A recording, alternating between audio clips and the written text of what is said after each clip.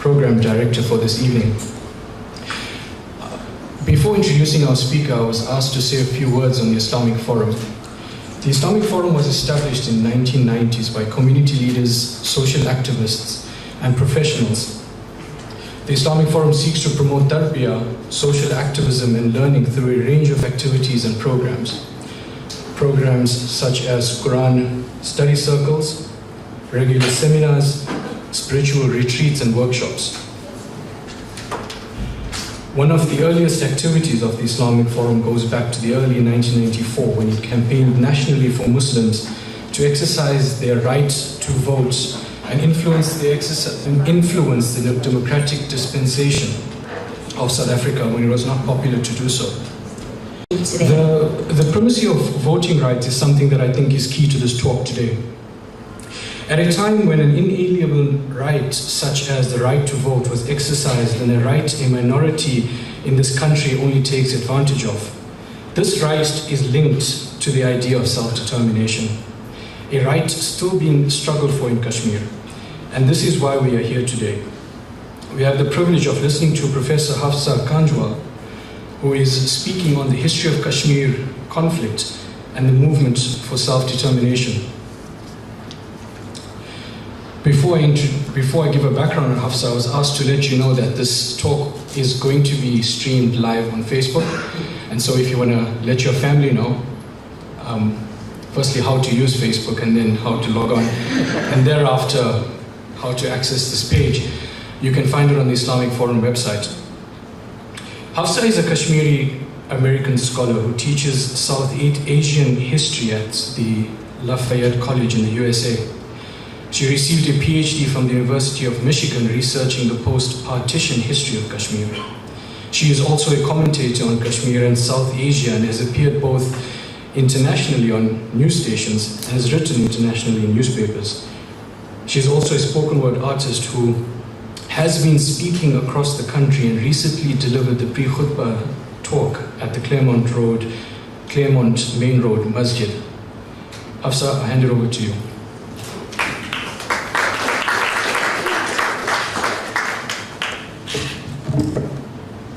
Assalamu alaikum warahmatullahi wabarakatuh. Thank you so much, the Islamic Forum, for inviting me here to speak, and to Mohammed Zakaria for the introduction. I'm very happy to be with you all today and to talk to you about something that's very close to my heart. And the title of my talk today is the history of the Kashmir conflict and the movement for self-determination. And I know that many of you are aware of Kashmir and may have a sense that there's something going on there, something simmering between India and Pakistan. But I also know that there are a lot of misunderstandings and myths about the conflict. So I'm hoping that today I can dispel some of those myths about the conflict, and also I will sort of give a disclaimer that some parts of my talk will be dense. I'm a history professor after all. But I do think that the history of the conflict is really important to understand the demands of the people of Kashmir. And I'll try to keep my talk brief so that we can have a question and answer, and I can address some of your questions, and we can have more of a discussion at the end. Okay, so to begin, this is a map of Kashmir. As you can see, part of it is held by Pakistan, part of it is held by India, and many people don't know that some part of it is actually controlled by China, a very small uninhabitable part. But my talk today is going to be about the part that's called Indian-occupied Kashmir, with a capital in Srinagar and a population of around 12 million people, a majority of whom are Muslim, but some are also Hindus, Buddhists, Sikhs, and Christian. One of the popular misunderstandings around Kashmir is that it's a territorial dispute between India and Pakistan.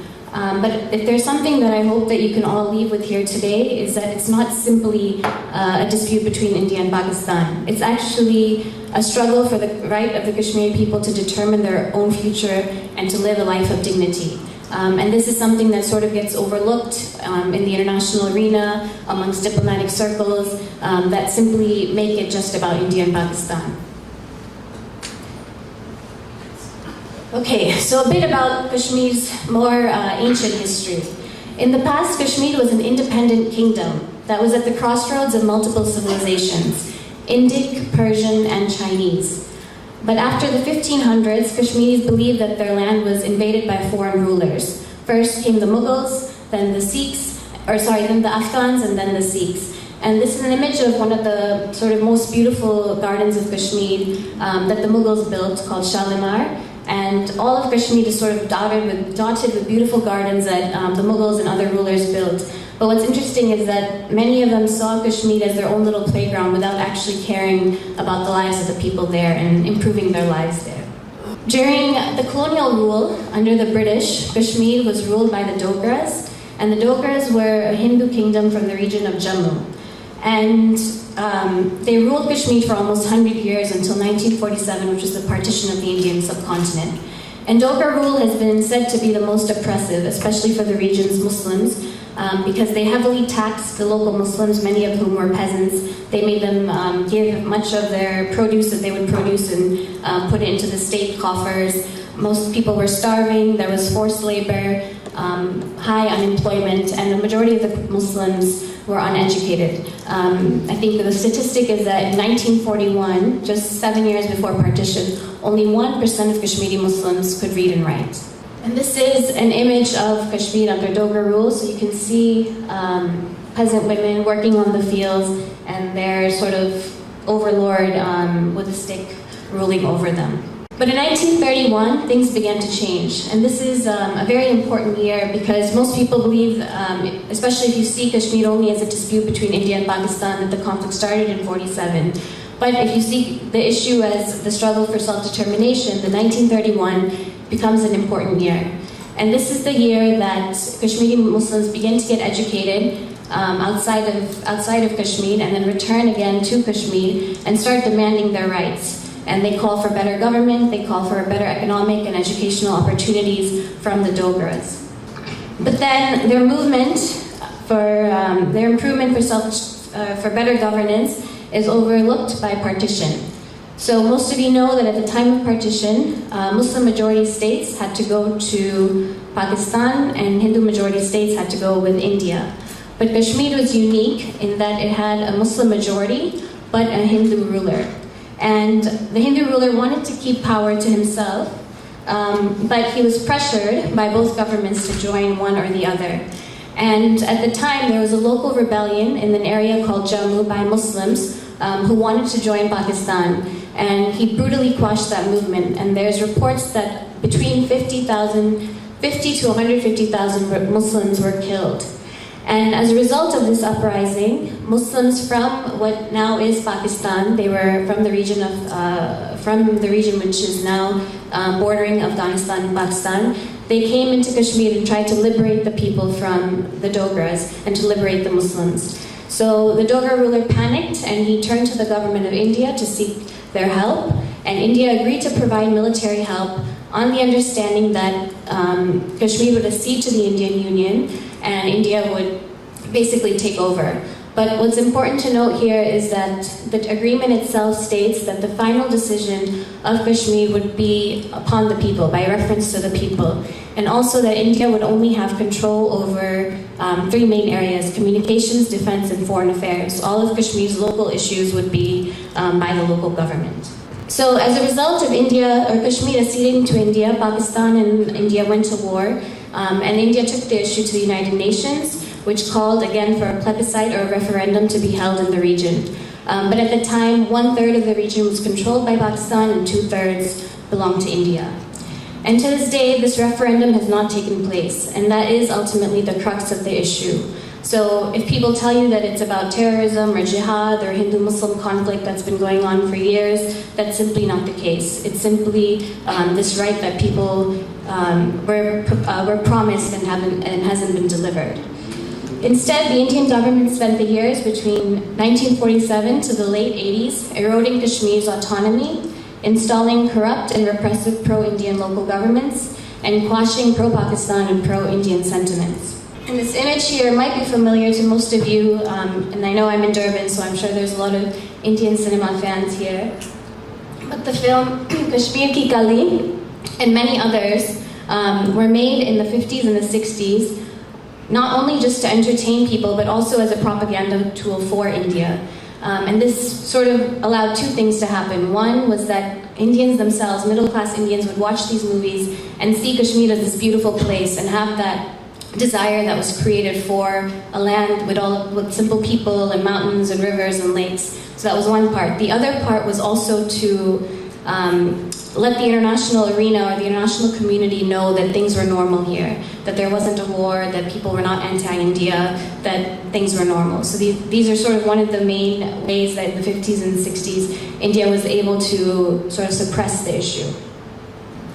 But in the 1980s, because of a changing global situation, which included the Iranian Revolution and the Soviet invasion of Afghanistan, as well as the rise of political Islam and the first Palestinian Intifada against Israel, things in Kashmir also began to change. And locally, there was increasing corruption and suppression on the people, as well as rigged elections. And this is sort of, these two global and local trends came together and led to the armed militancy of the late 1980s. And this is where people's understanding of Kashmir sort of begins, but I've sort of given the prior history to this. So what happens is that a group of young men, Kashmiris, went across to Pakistan, got trained there, came back and started to fight against the Indian army. There were a number of Pakistani and other foreign fighters that were remnants of the Afghan jihad that also came. And the militancy was quashed quite brutally by the Indian government. Over 80,000 people were killed, 8,000 people were disappeared, which means that to this day nobody knows whether they're dead or alive, and countless women were raped. And these are some of the images of the crackdowns that used to occur in the 80s, where they would bring out all of the men and the women, separate them into different groups, and go through the lines of men and sort of arbitrarily call one a militant, arrest them and torture them, and some of those men were disappeared. And these are images of women who are protesting the army taking the men away. So one of the most, although the militancy was quashed by the government, the most sort of damaging effect of it was a great militarization that occurred in society. And there were 700,000 Indian troops that were stationed in Kashmir then at this point, and they remain there until today. So it seemed that for much of the 2000s, things were quieter in Kashmir, but in 2008, a new wave of largely non-violent protests began to emerge, calling for azadi, or freedom from Indian rule. They were led by the generation that was raised during the militancy. And they were young people in their teens and 20s that were fed up with the militarization, the routine killings, and level of repression.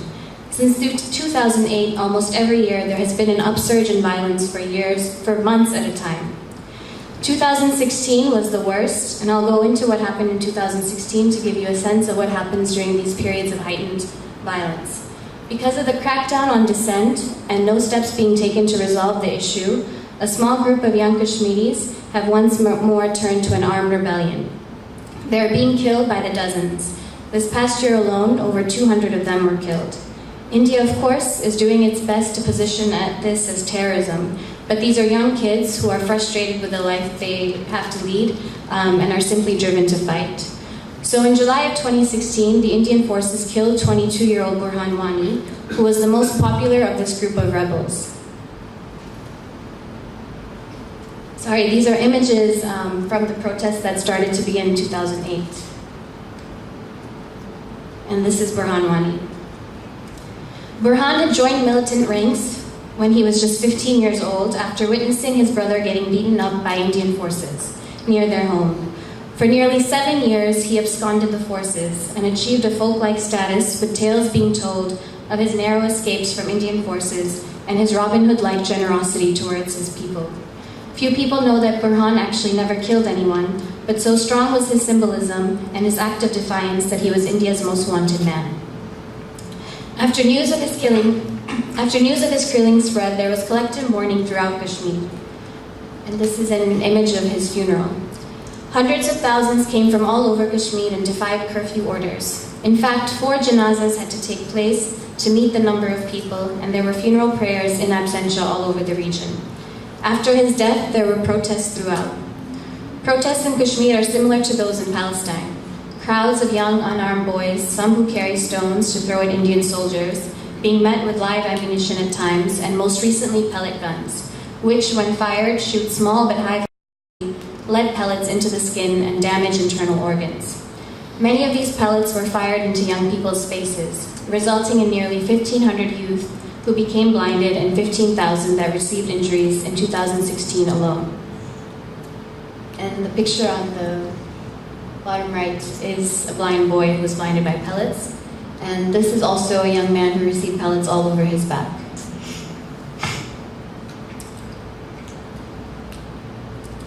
And this is the new normal in Kashmir. The deaths or injuries that occur as a result of one protest lead to another protest, and the cycle continues. In the meantime, the entire region shuts down as pro-freedom groups call for strikes, during which businesses, offices, and schools remain closed. The state also preempts calls for organized protests by declaring a curfew in the region, with strict shoot-on-sight orders.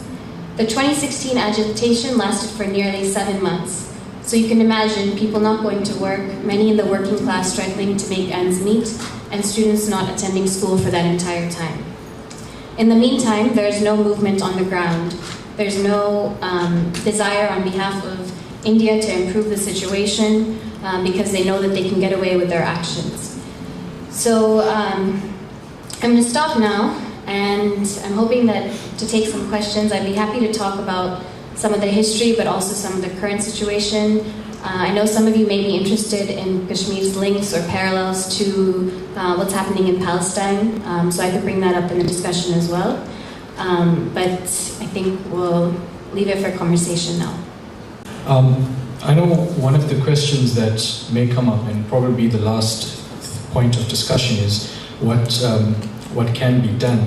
But before that question, one of the things that I'd like to ask Hafsa to start this discussion is that there was mention of international interest from the UN, particularly from the referendum point of view. But what I find interesting is that after the period of the Iranian Revolution, etc., there seems to be a numbing or dying down of international interest. Is the public perception of terrorism and territorial dispute one of the reasons why there's an international sort of backing off? And if not, what are these reasons? Hafsa, maybe just sketch for us what are the different groups on the ground. Is there, what is the kind of politics or the ideology, and also what are the kind of key demands? Obviously, the referendum, but and how do people see their allegiance? Do they see Kashmir as an independent state? Do they see it as going either way, India or Pakistan? What is kind of the feeling on the ground? First of all, Hafsa, jazakallah khairan for coming. I'm sure Georgetown misses you. I don't know if you miss Georgetown as much as they miss you, but first, congratulating you on your joining Lafayette in the last year. The question that I wanted to pose to you is that you had published an article in 2013 post the Kashmiri floods, indicating how the Indian Army was continually using the floods as a PR tool in order to gain Kashmiri public support. Is this ongoing? Are there events that the Indian government continues to create in a fictitious way in order to use those events, be they natural or be they man-made, as an opportunity to create sentiments and positive sentiments within the Kashmiri public? That's my question. Jazakallah khair. I'll give it over to Hafsa, and then we can go to the next round of questions. Okay, so as far as the question regarding the international community's lack of interest, there's two things. One is, since the 1990s, India has obviously been on the rise. Before that, there was actual interest in resolving the issue. The US was a strong stakeholder, and some say that in the past the US actually was fine or okay with Kashmiri independence because it had close ties with Pakistan during the Cold War, or Kashmir joining Pakistan or independence. But as soon as India sort of began to rise, and neoliberal India, incredible India, all of these things that you all know, a lot of countries stepped back and didn't want to raise the issue because they didn't want to derail their business interests or economic interests with India. The second thing that, of course, also happened since 2001 is the war on terror and this association that every single time Muslims demand something politically that's linked to terrorism. So for both of those reasons alone, people have sort of stepped back on addressing the issue. As for the second question, in terms of the groups on the ground, so there are a whole host of groups, and that's one of the things that occupation does really well, is to divide the people. But I would say that sort of the vast majority of people seek freedom, and for them, freedom means freedom from Indian rule. And part of a group of that believe that that means accession or belonging to Pakistan, but a larger percentage wants independence. But of course, because of the realities of politics, and people know that that's not necessarily something that can happen tomorrow, at this time, people are just demanding demilitarization, increase in dialogue between India and Pakistan, and for Kashmir to be included in those discussions to figure out sort of a timeline to when some more concrete steps can be taken. So there are local Kashmiri political parties. They're called the All Parties Hurriyat Conference. They've been sort of made almost useless by India because most of their leaders are under house arrest. They're not allowed to travel to international forums. They're not allowed to host meetings or host events. But they just sort of repeatedly and routinely issue out press statements whenever something happens. There's also a small group that belongs in the pro-Indian mainstream, and that's really what one of the issues with the occupation is that there are people that the state is able to incorporate into its side, either by giving them access to finances or power. So there is that class, that elite sort of a class in Kashmir that is okay with that status quo because it benefits them. But they are a very, very small minority. Most people just sort of want to be able to get on with some semblance of normalcy. And as for the third question, in India doing PR, so one of the most PR things that India has done is development. So Kashmir does get a ton of development from the Indian state, and that's why the Indian media gets upset a lot, because they say, how can these people be so ungrateful? We spend so much money on them.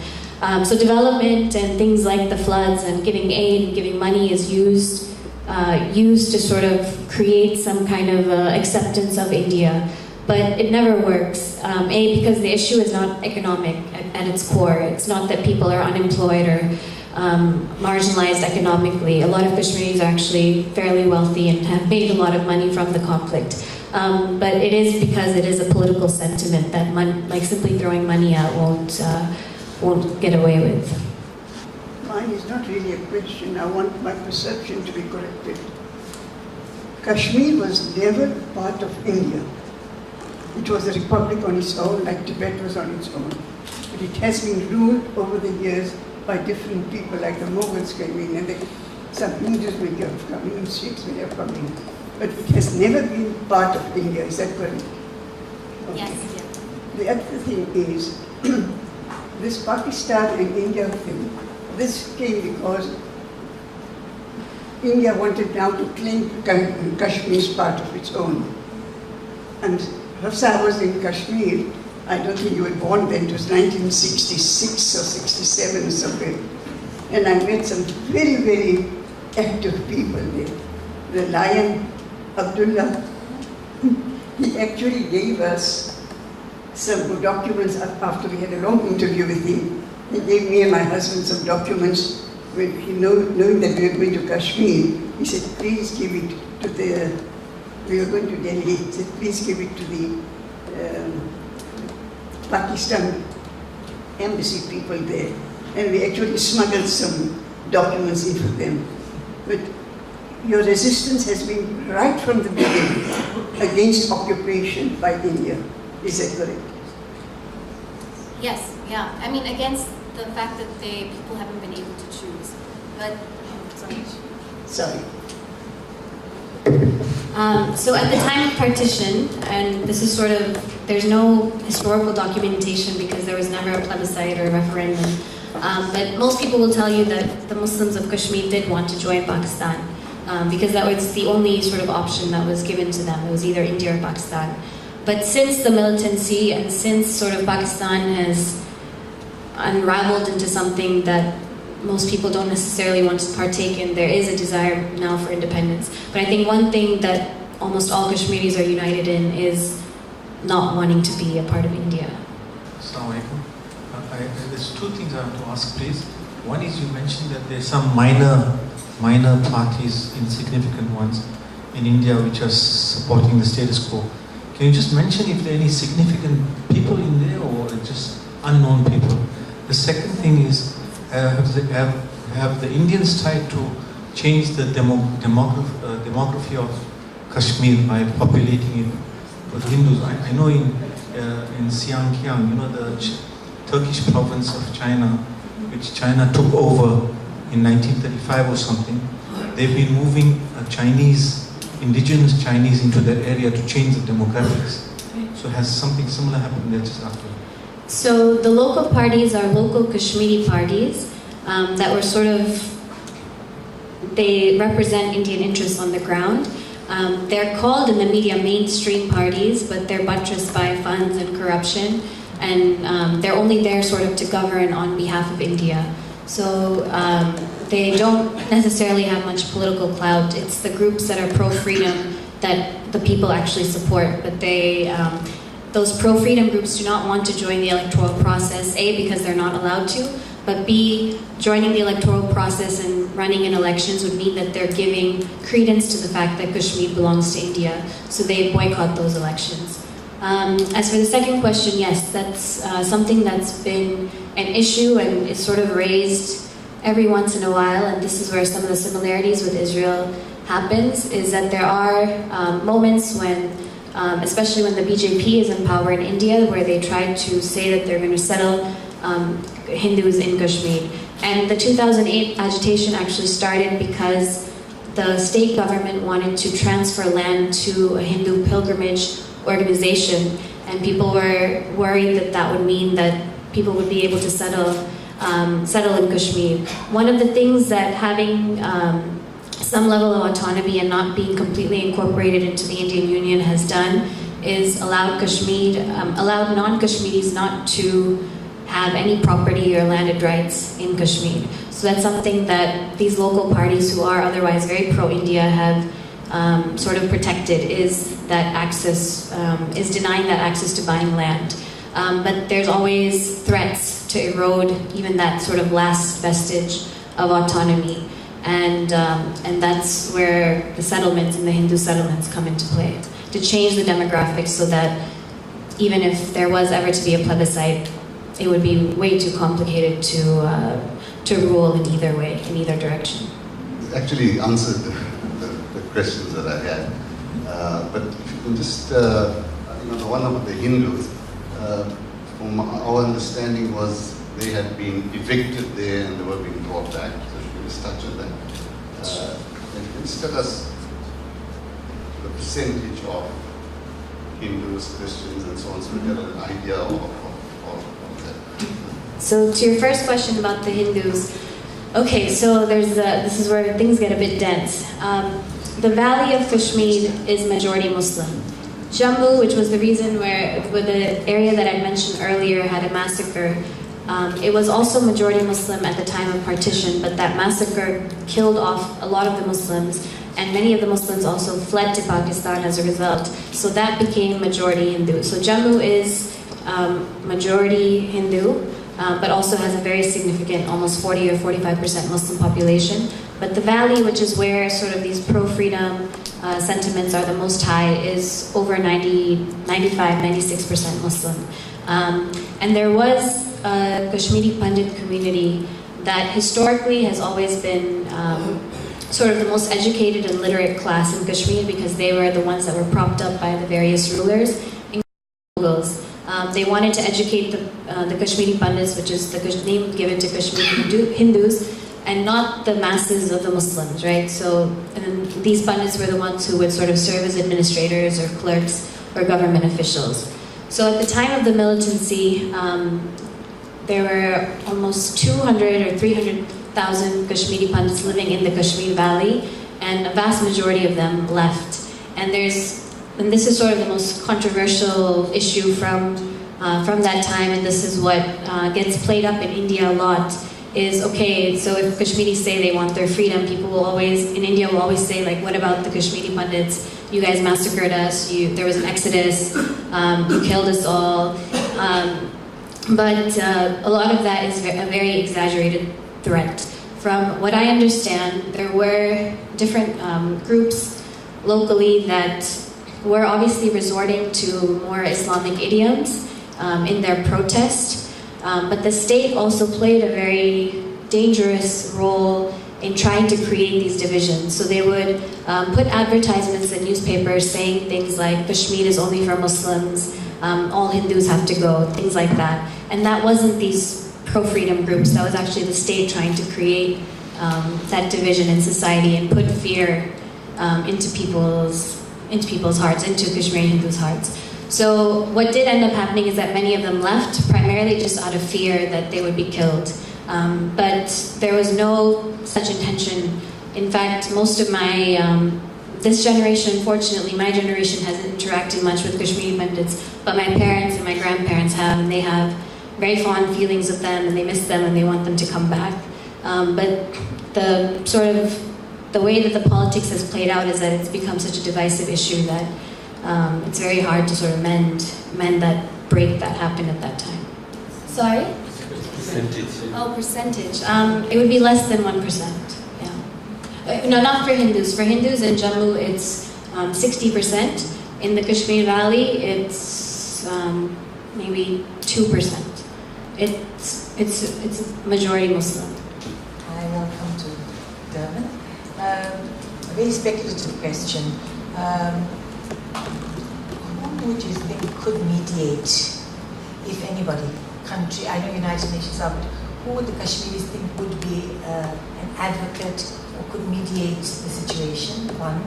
Two, what do Kashmiris think in terms of some light at the end of a very long tunnel, but how do they envisage this situation unfolding? And they're very speculative, I know, but... Assalamu alaikum, Hafsa. I think my question is directed more towards the political situation at this point in time. I think the Indian government has tried very hard to export this narrative of normalcy, as you put it, across the globe of what's currently going on in Kashmir. Of course, the greatest exercise of Indian soft power being Bollywood. Of course, you showed us the poster there, and of course this is exported all over the place across the globe. And there have been subsequent movies that spoke about Kashmir and provided their own narratives as well. There are counter-narratives, of course, to whatever is going on, and there's the confrontation that we're seeing and some of the disturbing imagery. My question speaks to the BJP right now in India. Of course, since Narendra Modi's ascension to President of India, we've seen in the Lok Sabha, they can't even speak about the Kashmiri issue without it descending into chaos. And this is also primarily due to the fact that there's a sort of, we know there's the ultra-nationalist BJP, but people have a blind loyalty towards the party. And this has sort of just served to stoke the tensions that we're already seeing. So my question is, under this ultra-nationalist BJP, we spoke about, the sister mentioned that is there a silver lining, but I think my question would be more, does it matter who the political party of the day is in India? Is it more than that? Is it more than the president? Is it more than the Lok Sabha? Is it more than the politicians? Of course, you speak about voices that are being unheard at this point in time and will probably go on being unheard. But how exactly do we amplify those voices? I think that's my question in your opinion. Thanks. And I think the last question will be right at the back.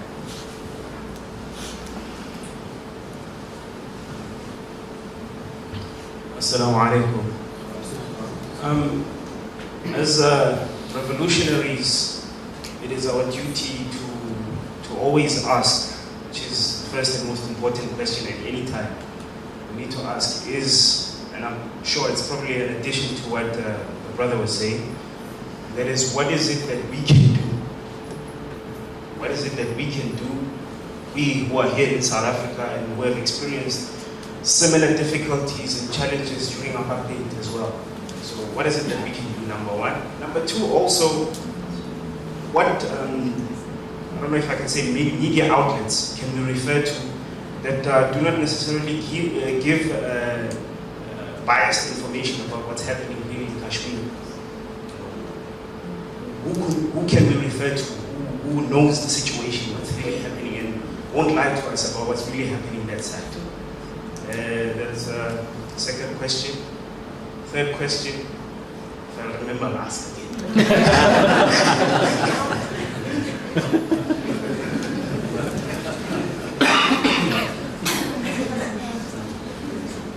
Okay, so to your question on who can mediate, I just remembered a story when I was younger. When I moved to the U.S., it was when I was 6 or 7 years old. I think Bill Clinton was president, and I wrote a letter to him asking him to intervene, basically.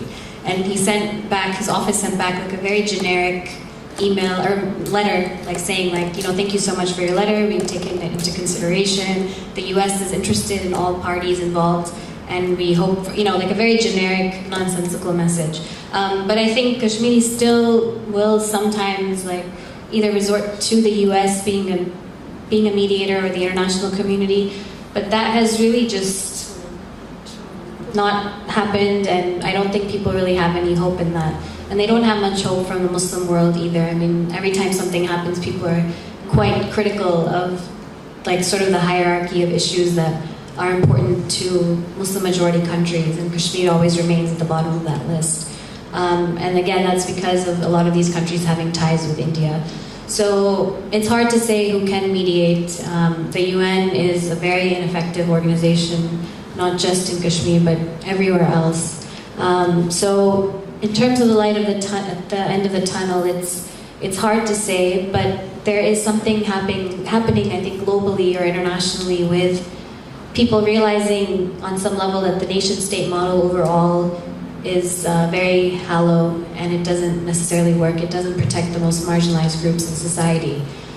So maybe if there is sort of a re-envisioning of regions, of borders and boundaries, and what all of that means, there might be some hope for Kashmiris to have some bit of autonomy and to sort of articulate their rights in that way.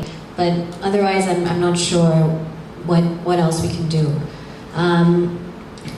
As for your question on the Modi government and whether it matters whether the BJP or who else, so I would say that the only way in which it does matter is the issue that I was talking about earlier with Article 370, which provides Kashmir some autonomy, especially in terms of land not being taken. And this is where the BJP and the Congress are very different, in that Congress is still vested in protecting Article 370, whereas the BJP wants to erode it.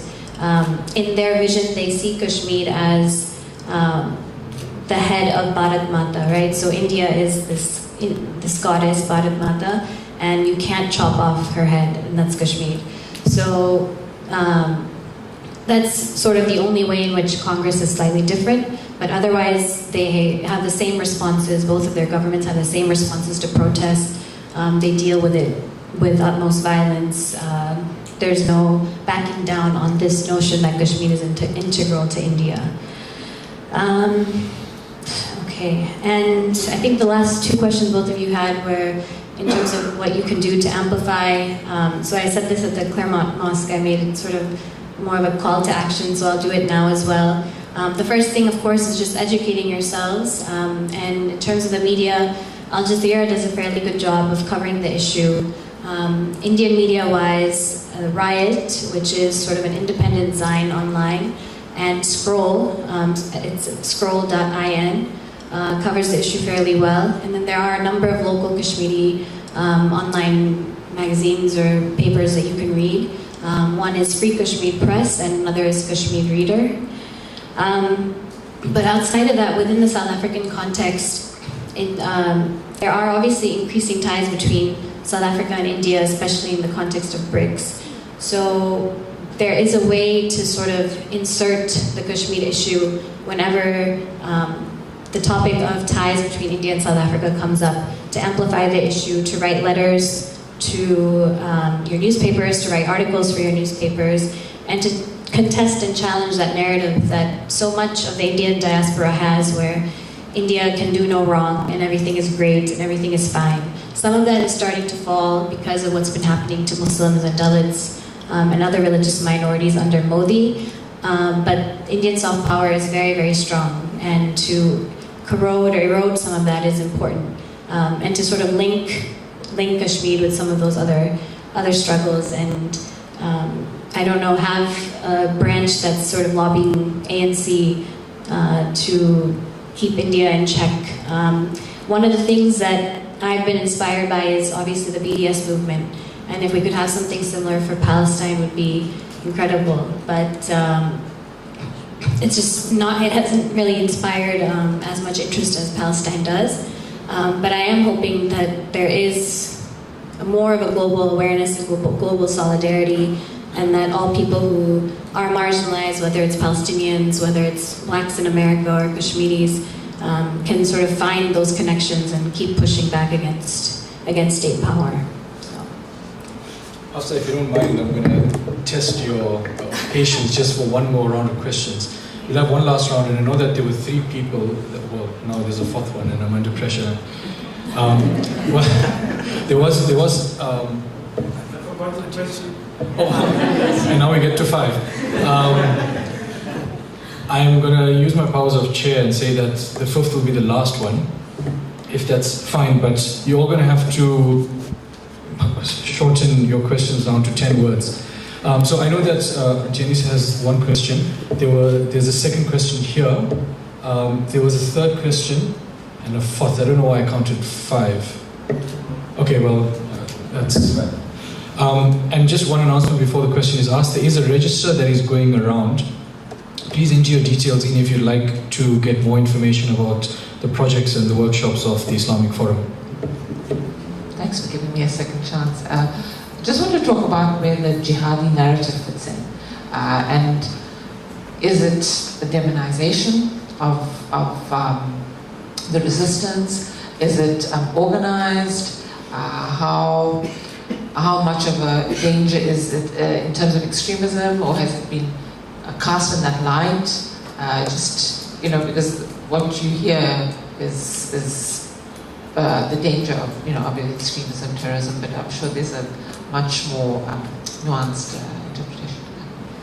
You made a point earlier saying that these freedom parties won't run officially for election because they don't want to give credence that India is obviously ruling over them. Could you explain that further? Assalamu alaikum. The first question I have is, what I find interesting, and I must admit I wasn't aware that Kashmir was originally an autonomous or an independent state.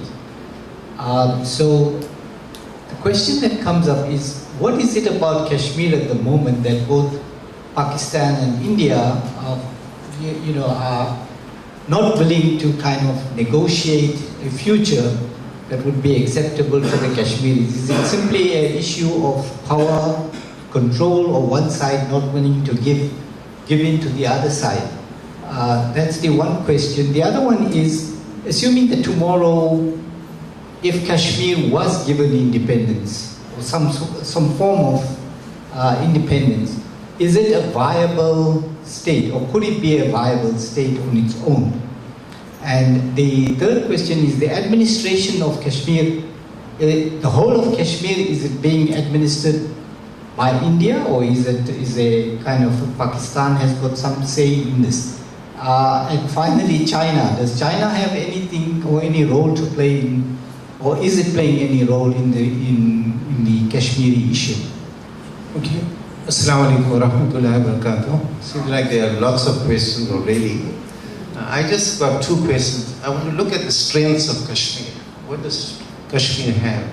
If you look at that slide, there's lots of young women who are going to school, And I know there are lots of academics in Kashmir, and a lot of them have left Kashmir and gone across the world. Surely there must have been some pressure, some movements to highlight the issue of Kashmir across the world. And why is the world ignoring the Kashmir issue? That's the first one. The second one is that the injustices, we speak about it, but what about the human rights? What about taking them to court? It's happening in Africa, in dark Africa, that rulers are court. Why not in India, Pakistan, and in Kashmir? If there's so much of injustice and the women are being raped and the women are being killed and children are being killed, where's the justice? Have you all tried to go to the International Court of Justice to sort of lay these claims? Jazakallah. Assalamu alaikum once again.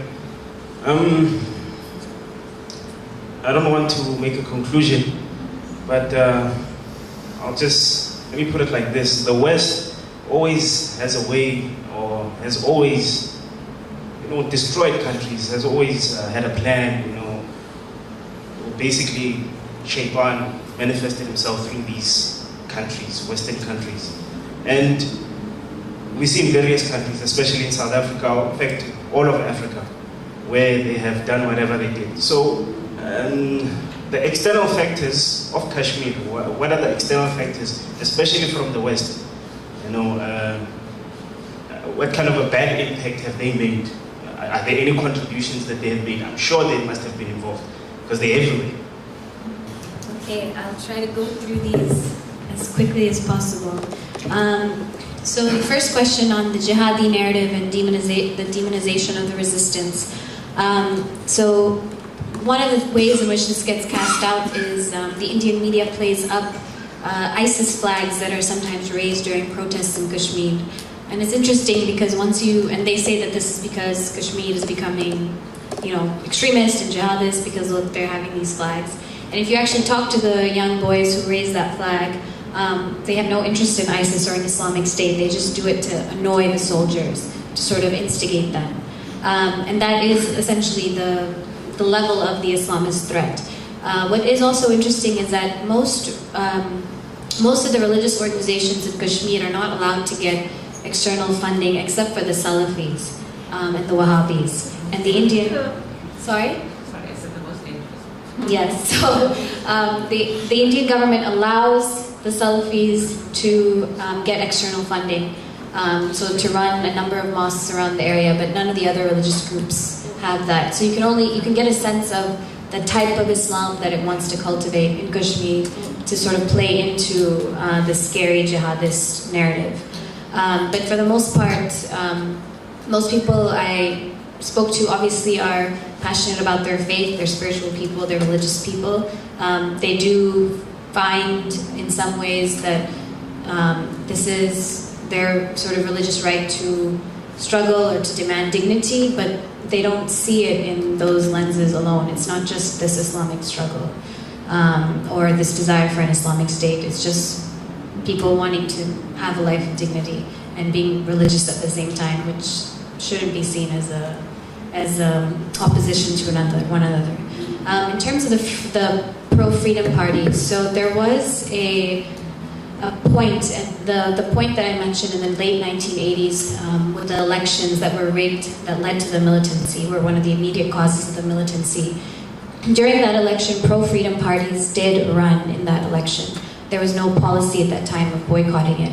And they said that they would have won by a vast majority, but that those elections were rigged. So ever since then, they haven't ran again, because they know, again, that the possibility of rigged elections will happen, but also because elections in Kashmir, it's an election for India, right? So it's an election for who would be the MP for the Indian government.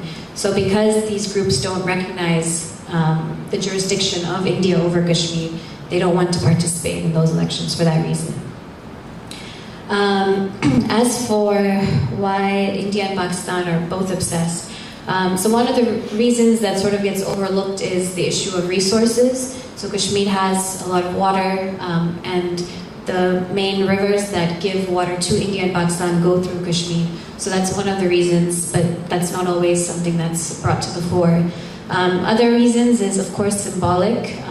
Kashmir is the only Muslim majority state in India. So if you go back to partition and why partition happened, Pakistan's case was that Muslims would not be able to survive in India.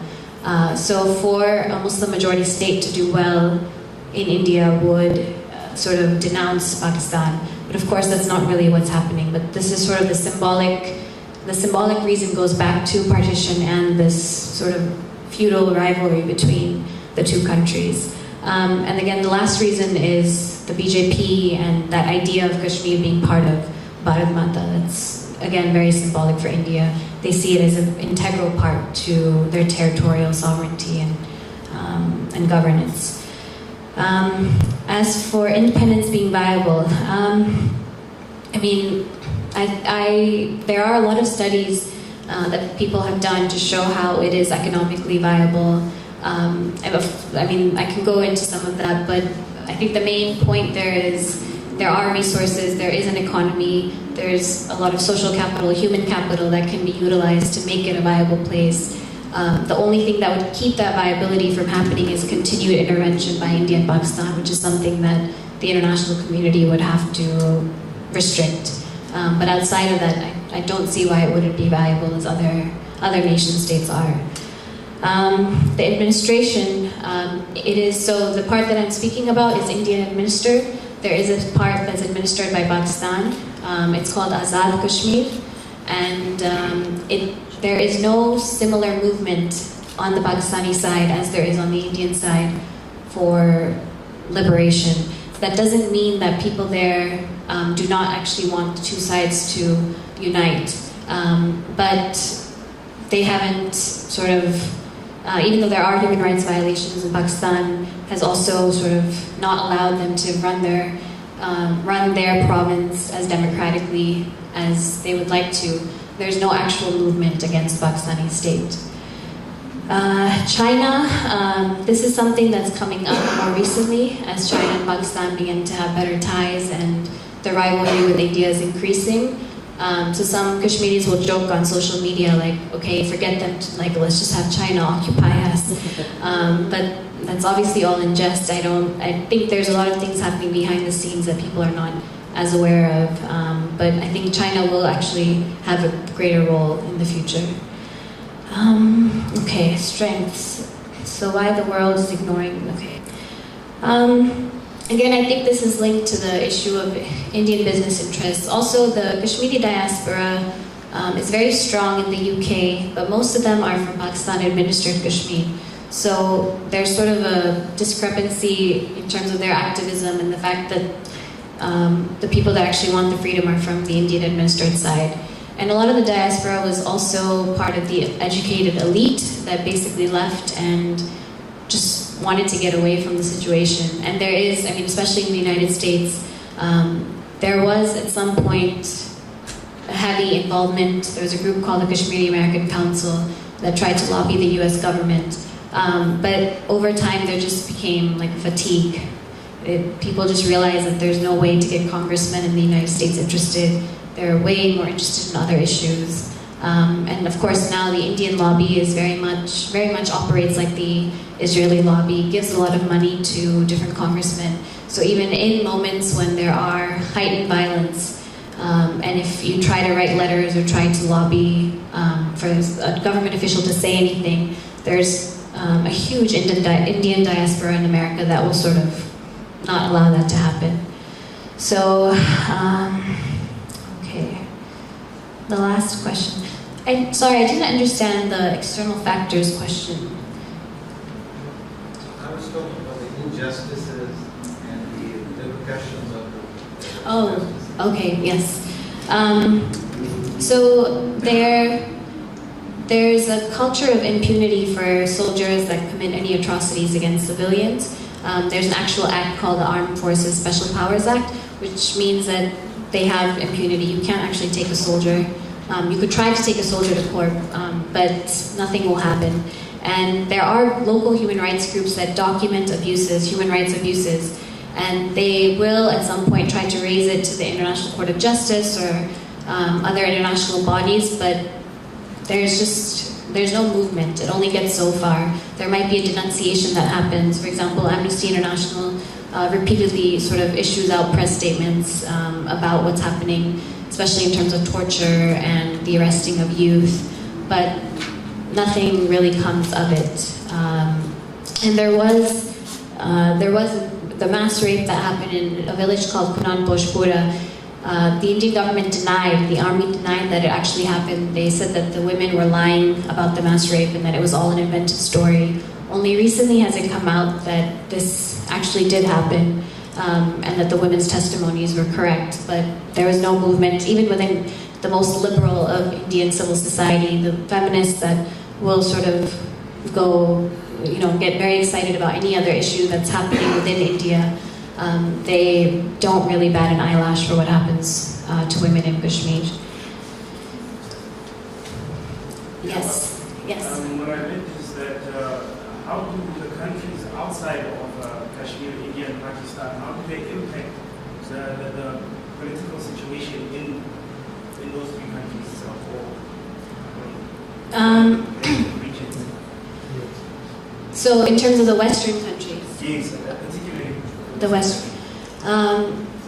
At the moment, I think they just try to get the two countries not to go to nuclear war.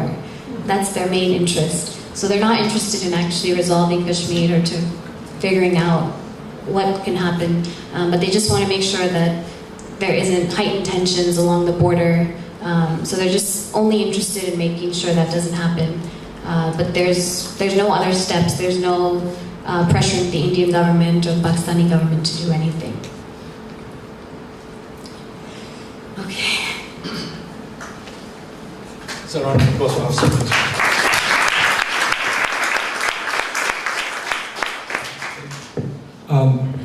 Before I say thank you, just one small point I just wanted to point out about the ICC, and that is that India is not a signatory of the ICC, and so being taken up internationally would pose a problem. The second thing is that the United Nations have sent special rapporteurs to assess the situation around disappearances, but India has not allowed them to enter within its jurisdiction or within its area. So that is a major problem when it comes to the intervention of the ICC. With that, I would like to thank Hafsa, Professor Kanjwal, for being here, for giving us this talk and for reminding us about this issue. In closing, I'd like to reflect on when I was much younger and listening to the Imam's du'as in mosques and in Eid Salah, and amongst the top hitters were Chechnya, Bosnia, Kashmir, etc. But what happened now? Why is it out of our thoughts and out of our prayers? Thank you.